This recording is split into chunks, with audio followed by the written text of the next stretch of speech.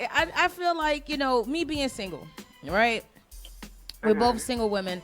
I feel like, you know, I sell sex as well. And that's a Right. very broad statement. But I sell the idea of it more than anything else. I understand the fantasy and be in the fantasy. I have, for those that know me, because you're watching my show, so you must know me. For most part, I've been in the adult industry. I have learned over time how to do great customer service and hospitality, if that makes sense. So I've met plenty people at parties, hence why a lot of people get me to host their events. And it amazes me when I go to a regular party above ground, which is very rare. You'll very rarely see me at a regular party because I'm an extremist. So either I'm busting it wide open on one end, or I'm sitting down still, just nodding my head like this and watching everybody else bust it open. It looks amazing to me how women, will expose themselves. I'll give you without thought, but only do it in certain arenas. I'll give an example. Like if you're on Facebook and you are in a Facebook group, right? You got these women that will bust it wide open, be completely naked, pop themselves. Guys that's sitting here and having sex live, or not live, but having sex and filming it and like, yeah, we bust this nut together. And I'm like, y'all doing this and y'all putting it up out there online and it's for free. Wouldn't you want to make some money off of it anyway? But then they look down towards you because you do it on a above scale kind of situation, like you do it. Well, I mean, you know how I always say, even when we were first talking about the name of the show, when I was like, we should call it The Whore and the Hedonist. And the reason why I said that was because, not because I feel like you're a whore, but I feel like when you talk about sexual pleasures, you're about getting that bank. You're a hustler by nature. Everybody who knows you knows that. When I'm saying a hedonist, I'm just a pleasure seeker. I think that you should go and get pleasure however you see fit as an individual. It may not be for me, it may not be for the next person, but if it works for you and it's not harming anybody, go ahead, be great, experiment, and learn what it is that you like. And I don't think it has to be for anything other than because you enjoy it. The same reason why you eat what you eat, or why you watch what you watch. It's because you enjoy doing it. I mean, if the only deterrent from people not getting payment for it is because they worried about how somebody is going to look at them, I think that's stupid. If you would like to do that for pay, but you're not because you don't like what somebody else will think of you, that's stupid to me. But if you're doing it because you like doing it, you're an exhibitionist, you like putting yourself out there, but it's up to everybody's discretion what it is, who they're willing to share it with. And in a group where maybe they feel like people are not going to say anything and they get to get that a little bit out of their system, and voyeurs get to see it, and then it stays right there. If that's their comfort level, then I think they should be, happy to be in their comfort level. But I don't think that they should be looking down on people who do it for pay because maybe that's their comfort level. I think people should just be respectful of other people's discretion. That's all. Everybody that have an asshole has an opinion. So, I mean, everybody's going to always have an opinion about something that you do and that you like to do, Right. I feel like I don't care if people judge me, but I guarantee you once you talk to me, I can make you want to join me. Right. Because it makes so much sense. I'll even give an example while we're waiting for our guest to come on. So I had got this how can I put? I got this thing about above ground parties and underground parties that I have been saying for years. You have women that will go to the underground party, and if you have never been to an underground party, make sure you get my email at the end of the night so this way y'all could join me on October 3rd. Shameless plug-in, but it's my show. So with that being said, like, you have the above ground party and you have the underground party. And the above ground party, the young lady, she will pay maybe $15, $20 to get in, right? It's a regular lounge, regular party, club, whatever. On the underground, she'll pay $15 to $20 tip in, okay? Above ground party, she knows in her head, I'm putting that fuck 'em dress on. And, part of my language, but I'm putting that, get 'em dressed on. And I'm I'm going to, attract whatever guy I want because it's been a long time and I really need a nut. Do not get it twisted. When a girl go to an above ground, when she go to a regular club party, she be wanting a nut too. We have thoughts of sex as much as everybody else does. Well, as much as every guy does, if not more. Okay. So she got the FM dress on, whatever, underground. She has her little stripper outfit. And above ground, the girl goes in. She's like, somebody gonna buy me a drink. The underground, the girl goes in, somebody will buy me a drink. You understand? Same thing so far, right? I'm going to show y'all where the two differentiate in a second. The above ground girl, she'll go and she'll dance up on a guy, and she's dancing up on him, and she thinks he's really cute. And she's like, you know what? He might be the one I'm going to go and sleep with. This is what's really going on in these females' minds. These are regular females. This is regular women that sit here and they look down at other women that do get undressed. This is what's really going on. And she's like, you know what? I probably will give him some buns. You understand me?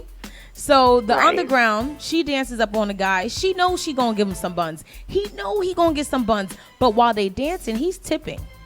He's tipping 10s, 20s, 100s. You never know. Tipping. Then you have the above ground. She goes to her friends, listen, me and dude is going to leave. I know it's a stranger situation, but women do things like that. He going to get us a room.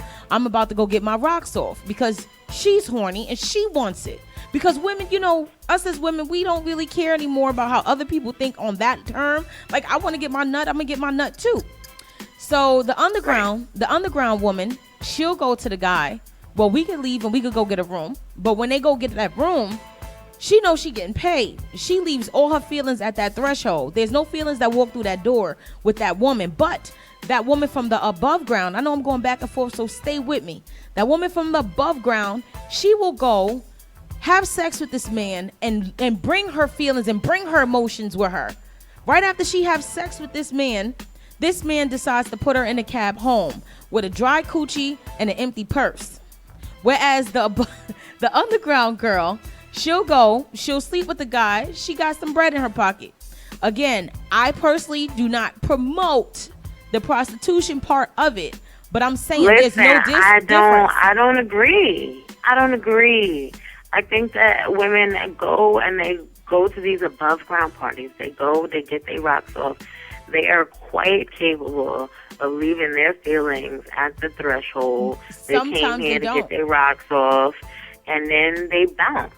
Like, it just doesn't sound good. Those same girls who are looking down on the girls at the underground parties or whatever are just afraid to say, I went there to do this because it sounds like hoe behavior. Yes. And they didn't get paid. They mad that they did hoe stuff and they didn't get paid and that they scared how that's going to make them look. But trust and believe, she went there, knew what she was doing, wore what she wore because she wanted that to happen. Probably didn't put panties on to make it easy. Went and got her rocks off. All right? And then left. I understand that. Yes, she can. She also can. But majority of the ones that are looking down are the ones that do it like that and have their emotions there still. Like, why he didn't call me back? Why he didn't, contact me?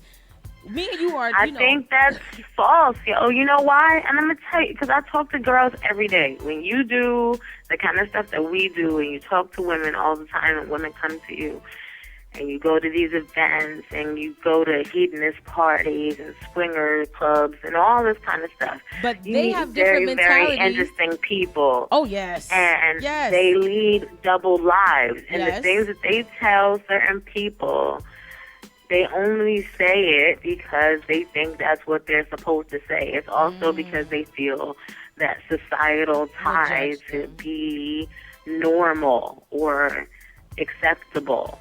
But really, she don't care either. She don't care either. She said that because it sounds like what she's supposed to say. I wonder why he didn't call. Because you smashed already. That's why. Like, what are you talking about? That's what you went there for. You got what you came for, and then you left.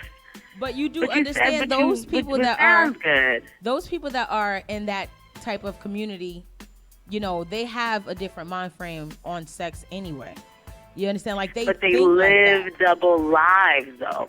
I know so many swinger couples that you would never think it, and their closest friends. I see them go out with their friends with their little cardigans and their khakis, and they're going to all these little restaurants, to these little exclusive places. They discuss work stuff, and they network, and they go golfing together, and whatever the crap they do. And then the next weekend, I'm babysitting for them. They're wearing full leather suits, and I don't know, zippers in their a-hole. I don't really know. But they keep things from people in their lives because it doesn't look good. They're still trying to keep up these societal appearances. Well, we're going to agree then, because I feel that, like you said before, I'm going to say this, but I really feel this. So all I know is what I hear from when they say this. You understand what I'm saying? Yeah, I hear you. I hear you.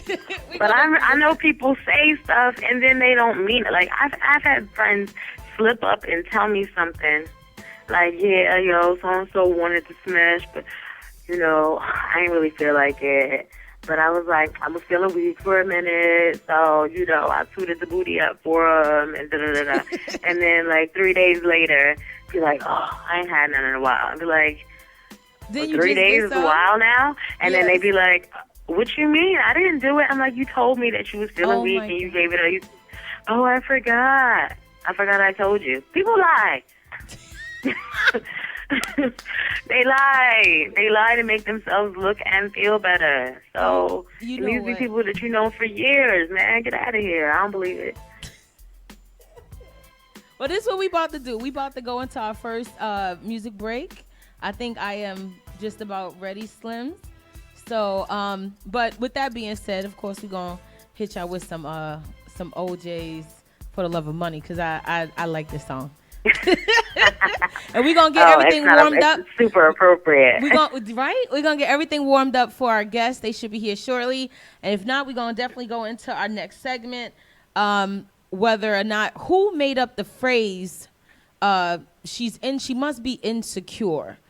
So make sure y'all stay tuned to the Big Skweeze, and we be right back. Thank you.